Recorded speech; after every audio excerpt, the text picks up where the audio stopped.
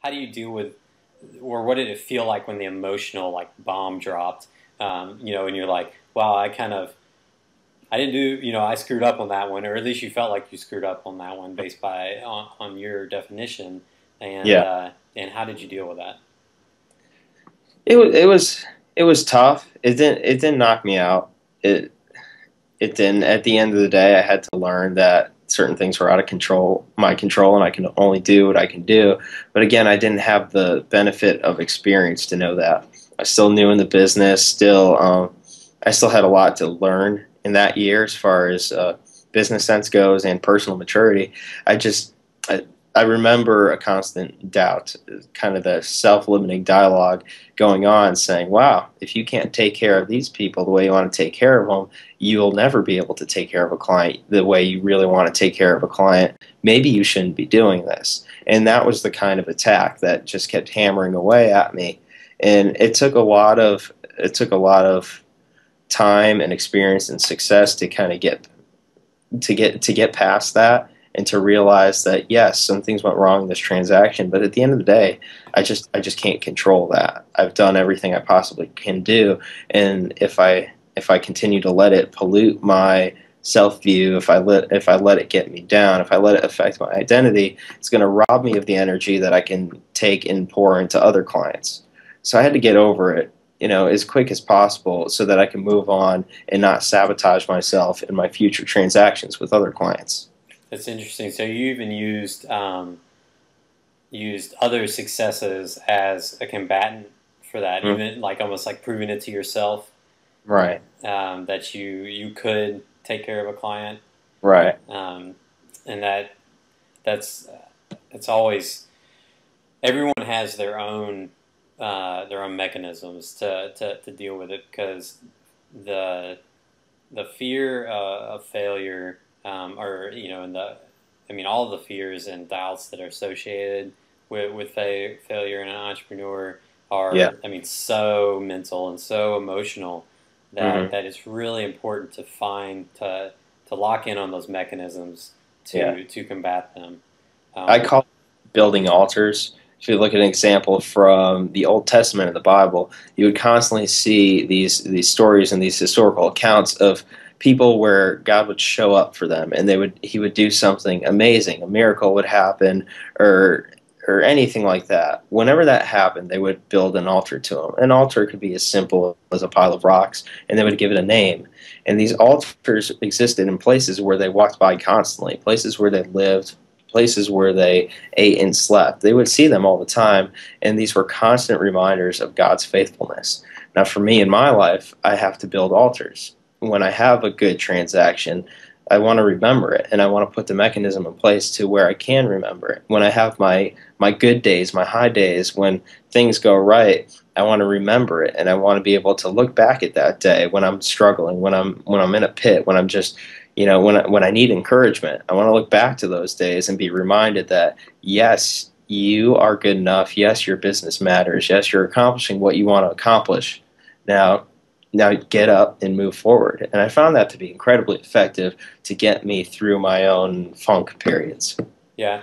Good. Tell us a little bit more about that. Like, what are some of the other mechanisms that you use, like realistically, as you, and not with these past stories, but like as you just day to day are pursuing something as a new direction, and Mhm. just kind of that ongoing fear of failure. Really hone in on that, because it's such a big thing that I want communicate to the people watching how Mhm. they can kind of tackle that as they are striving to do something new, which is so difficult. Oftentimes, Yeah. they find themselves alone a lot of times.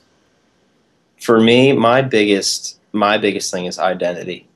Knowing exactly who I am and why I'm here. Now, my faith defines me, and it defines my life, and it defines my actions. I believe in Jesus Christ with all my heart, and I am who he says I am. So my identity is not contingent on my activity. Now, I understand not everybody shares that faith, but really where the power comes in is making that decision, making that distinction of this is who I am, this is what I stand for. Because the who and the why are going to inform every decision you make. They're going to inform the business that you try to build. If you're building a business that is a natural outpouring of who you are and what you want to change in the world, then you are going to make that business succeed. Now, success might not always look like what you want it to look like, but you will move forward in that pursuit and it will be successful. And if you concentrate on who you are in that time and what you're pursuing inside of yourself, the actions that necessitate that success, they're going to be a natural outpouring of you. And you may fail in things that you thought were important that aren't, and they may completely knock you off your boat. They may shift you in a new path in your business or your life, but that was necessary because it was kind of the calling. It was the refining of you and your mission and what you're trying to accomplish. I go back to that first year I was in business. I failed in a lot of ways where I thought I should succeed, but looking on the front end, those failures shaped me into the person that I am today and the person that I wanted to be. So those failures ultimately turned out to be successes in kind of a semantic play kind of way. They helped me become, they helped me learn, they helped me get where I'm going, and I wouldn't trade them for anything. So I failed. I didn't become who I thought I should be, but I became who I actually should be and who I want to be.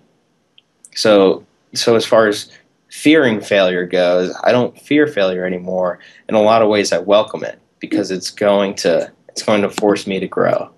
Yeah, that's good. And it's so we're really trying to communicate that it's not.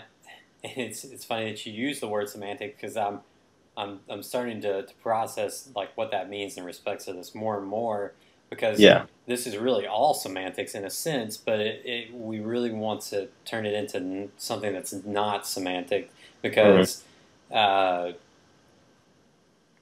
you really have to get to a point, or for you to successfully deal with failure.